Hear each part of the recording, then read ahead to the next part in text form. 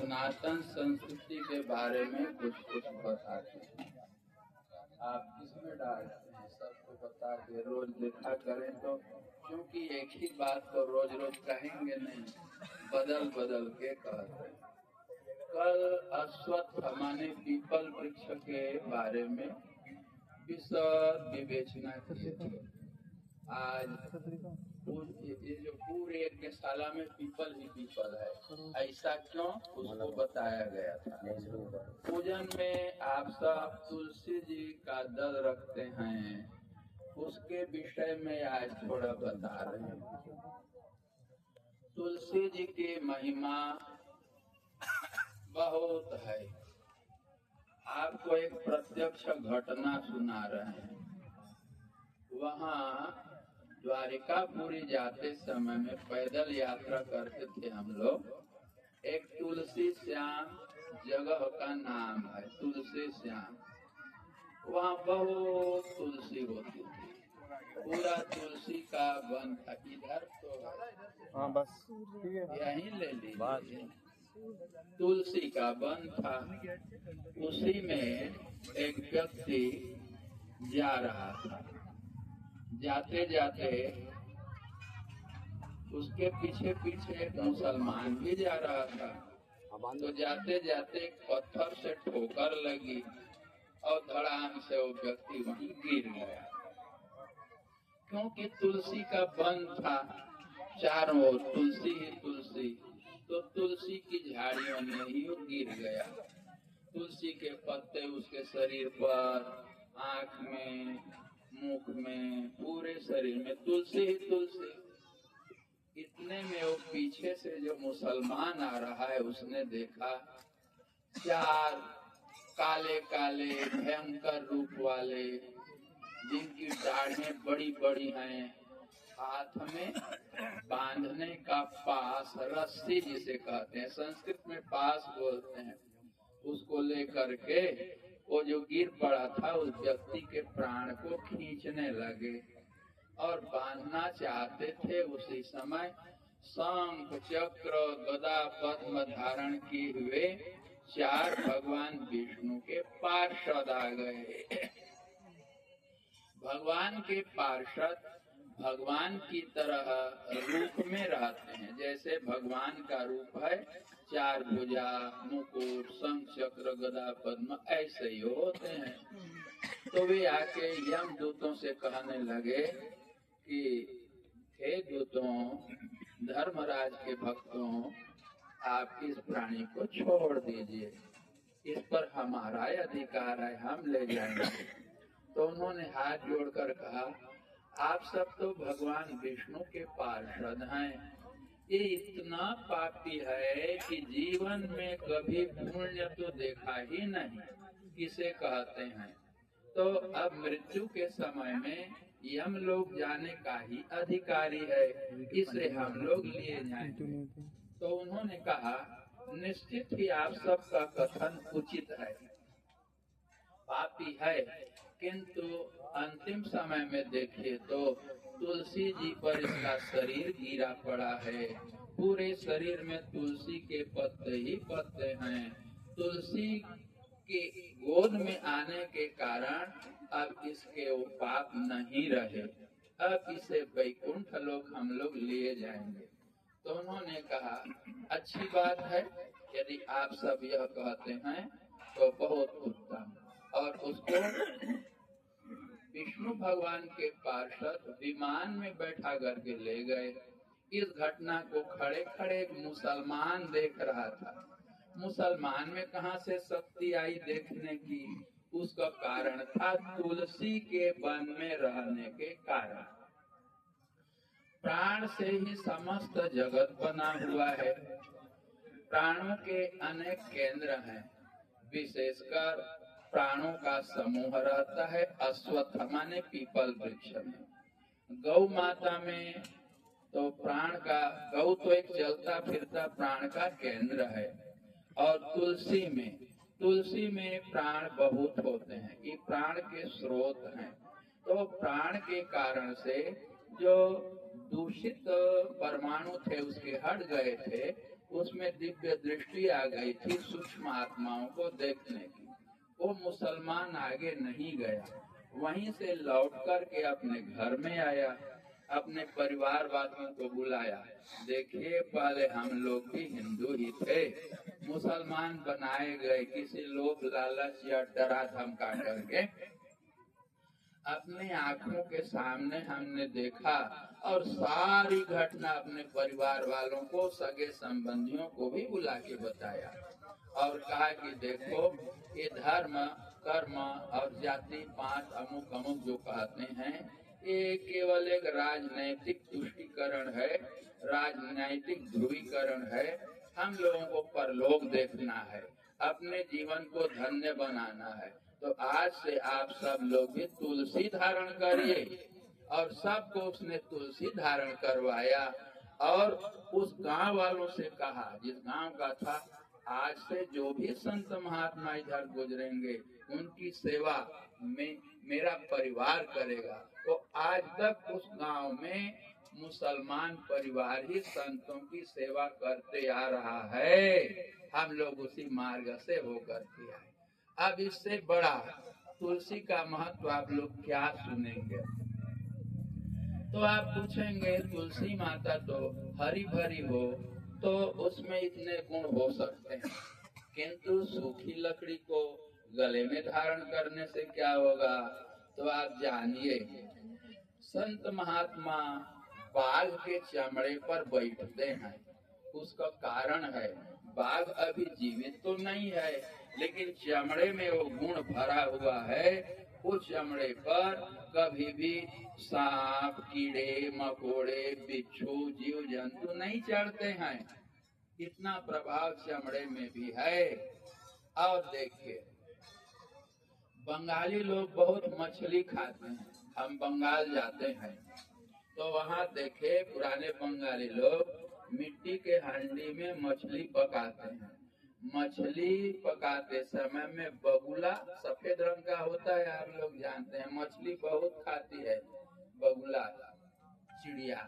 तो उसके कंठ की हड्डी को वो मिट्टी के हांडी में जिसमें मछली पकाते हैं उसी में डाल देते हैं। अब बगुला जीवित नहीं है, वो हड्डी मात्र है, लेकिन वो हड्डी के कारण से मछली के कांटे जो हांडी में है सब के सब पानी हो जाते हैं। देखिए, मरे हुए पदार्थ में भी ऐसी क्षमता होती है। एक संत महात्मा थे, हम मुक्षुवन में रहते थे वाराणसी में। तो साधु किसी से डरते ही नहीं थे, बूढ़े हो गए थे और हकड़ते रहते थे जवान की तरह। हम बोले, बाबा आपको इतना बल कहाँ से आ जाता है लड़ने का? आप तो वृद्ध हैं, बड़ी लाठी तो उठती नहीं है, आवाज ऐसी कड़ी है। तो उन्होंने हमसे बताया, बबुआ आज भी हमारे घर में है, हम लोग सेनापति का काम करते थे, हैं ब्राह्मण, पर क्षत्रिय की तरह लड़ते थे। तो युद्ध में लड़ने के लिए क्षत्रिय लोग क्या करते थे, जैसे ही बच्चा जन्म लिया तो अपने अपने घरों में सिंह का मांस रखते थे। क्या रखते थे? सिंह का मांस। सिंह का मांस सुखा के रखे रहते थे। सिंह जीवित नहीं है, मांस है। जैसे ही बच्चा जन्म लिया तो सिंह के मांस को पत्थर में घिसते थे।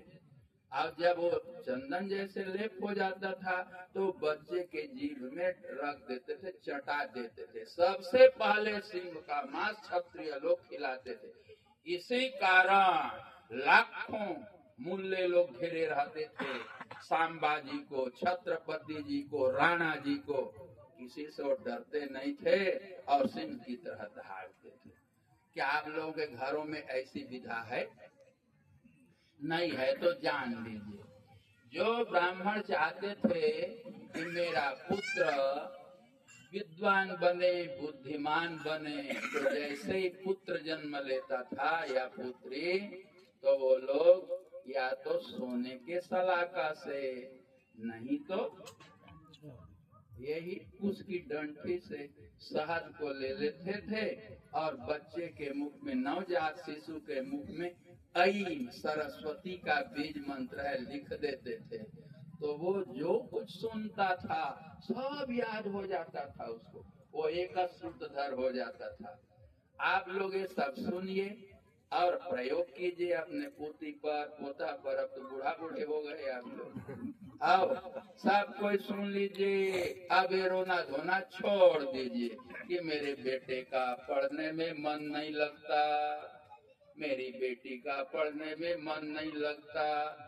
जन्म के समय ख्याल कीजिए, यदि ऐसा संभव नहीं है तो कम से कम पहली ब्याई हुई, प्रथम ब्याई हुई गौ के एक ही बूंद दूध सही वो बच्चे के मुख में डाल दीजिए, तो उसकी बुद्धि सरस्वती जैसे हो जाएगी।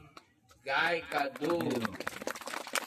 अब आप लोग चारों तरफ बोलते फिर रहे हैं कि मेरे बेटे का मन नहीं लगता, बेटी का मन नहीं लगता।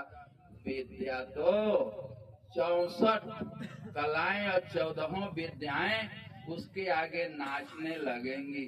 जैसे चंद्रमा के मंडल में चारों तरफ उनकी किरणें नाचती हैं, इसी प्रकार से वो विद्या का धनी हो जाएगा। तो ये सब याद रखिए, ये हमारे सनातन धर्म में होता था। तो अब आप लोग तो गाय तो पालते नहीं, अपने बाल बच्चों को बुद्धिमान कैसे बनाओगे? आप बताओ मम्मी, कैसे बनेंगे बच्चे? पहले जमाने में क्या होता था, बच्चों को त्रिफला का चूर्ण, त्रिफला माने हरण, बहेड़ा, आंवला, इनका चूर्ण बना करके गाय के घी में मिला करके चटाते थे, तो उससे उसका वीर्य धातु विकसित होता था, ज्ञान तंतु बढ़ते थे और धारणा शक्ति इतनी बढ़ती थी कि वो पिछले जन्मों की बातों को भी याद कर लेता था। आप बताइए कितनी बुद्धि चाहिए? आप लोग कह रहे हैं मेरा बेटा बुद्धिमान बने, मेरी बेटी सरस्वती बने, लेकिन गाय तो पालते नहीं, कहाँ से गाय का घी मिलेगा? कहते हैं जिसके घर में कम से कम 12 साल का घी हो तो उस घर में संकट नहीं आते, और जिसके घर में 100 साल का घी रखा हो, गाय का घी, तो उसके घर को देवता लोग तीर्थ मान के मंडराने लगते हैं। कैसे? जैसे फूल फूलता है ना मम्मी, तो कैसे भौरे दौड़े दौड़े चले आते हैं, ऐसे सब कुछ बेच करके भी घी को रखते थे। ये सब जान लीजिए, गाय के घी से ही होम हो रहा है, तो गाय के घी का महत्व भी बता दिया। रोज रोज तुलसी दल का प्रयोग होता है वो भी बता दिया। ये सब जानिए। अब मंत्र का प्रभाव भी बता दिया। ऐं बिजली दो बच्चे के जीभ पर, उसकी बुद्धि बढ़ जाएगी। सबके घर सोने का सलाखा नहीं मिलेगा तो कुछ तो मिल जाएगा, कुछ की टाँठी से लिख देवे। यदि ऐसा नहीं कर सके तो पहली ब्याई हुई गौ के 4 ही बूंद दूध सही सबसे पहले बच्चे को दे दीजिए, कितनी बुद्धि उसकी बढ़ेगी। तो इसलिए आज से आप सब कोई अपने अपने घरों में तुलसी जी को आरोपण करें। और देखिए माता लोग बहुत दुखी रहती हैं, ये दुख है, दुख कहीं नहीं जाना है। तुलसी जी को शुभ मुहूर्त में आरोपण करिए, लगाइए अच्छी पवित्र जगह में। शुभ तिथि तो आज में आ जाना पूछने के लिए, बता देंगे। तुलसी जी को आरोपण करे और धीरे धीरे वो बड़ी हो जाए तो उसके नीचे में बेदी बना लेना। बेदी बनावे, रोज उसमें जल चढ़ावे और सायंकाल दीपक जलावे।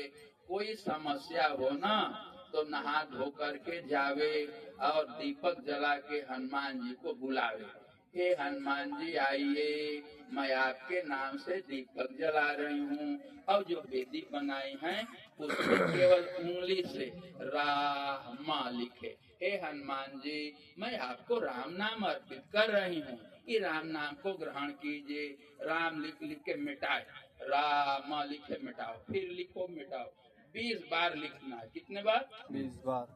21वीं बार लिखा हुआ छोड़ देना है। ऐसा करते करते जो काम ना करेंगी ना, वो तुलसी जी हैं। जहाँ तुलसी रहती हैं वहाँ सब शक्तियाँ रहती हैं। क्योंकि तुलसी भगवान विष्णु को अति प्रिय है। जो भगवान को प्रिय है वो सबको प्रिय क्यों नहीं होगा? तो सब शक्तियाँ वहाँ रहती हैं। कितना छोटा सा सरल सा उपाय है।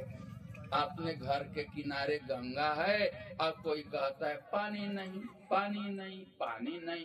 सनातन धर्म में ऐसी ऐसी युक्तियां हैं, इसके लिए आपको कहीं जाने की जरूरत नहीं। और कल बताया था पीपल के बारे में, आप लोगों ने कोई इनका यूट्यूब चलता होगा उसमें देखना, फिर भी थोड़े में बता देता हूँ। शुभ मुहूर्त में पीपल को रोपे, 8 साल तक प्रतिदिन उसमें जल डाले और 9वें वर्ष में उसका जनेऊ संस्कार करे। जनेऊ संस्कार और जनेऊ संस्कार करने के पश्चात वो वृक्ष की पूजा करे पूर्व सूक्त से, ब्राह्मण बुला करके।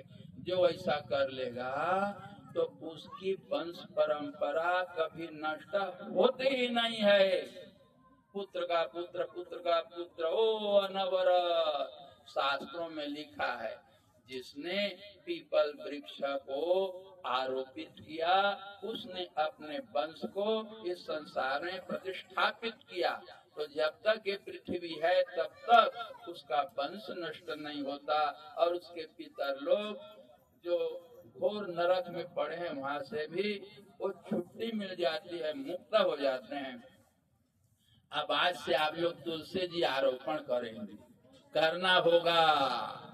तो जो 12 साल तक नित्य तुलसी जी की सेवा कर ले तो 13वें साल में वही दिन तिथि नक्षत्र आने पर उसके नीचे एक छोटा सा सालग्राम अपने आप बन जाएगा। सालग्राम तुलसी की जड़ में 12 साल तक सेवा करना, तो कैसे ना सूखे? सूखना नहीं चाहिए। तो उसके लिए अपवित्र अवस्था में अपनी छाया न पड़ने पावे, जूठे हाथ से तुलसी को न छुए। और जो निषिद्ध दिन है जैसे रविवार, शनिवार, मंगलवार, उस दिन तुलसी के पत्तों को न तोड़े, पूजा रोज करे। और बिना नहाए धोए तुलसी जी को न छुए। पवित्रता के साथ तुलसी जी की जो सेवा करेंगे ना वो 12 साल रह जाएगी। आप लोगों को जो भी संकट हो, जो भी तकलीफ हो, कहीं जाने की जरूरत नहीं। नहा धो के दीपक जलाइए, हनुमान जी को बुलाइए और राम नाम लिख लिख करके अर्पित करिए। कितना सुगम है, कितना सरल है, ये ऋषियों की खोज है। तो आज तुलसी की महिमा आपको बताया। बोले आनंद कंद भगवान की जय।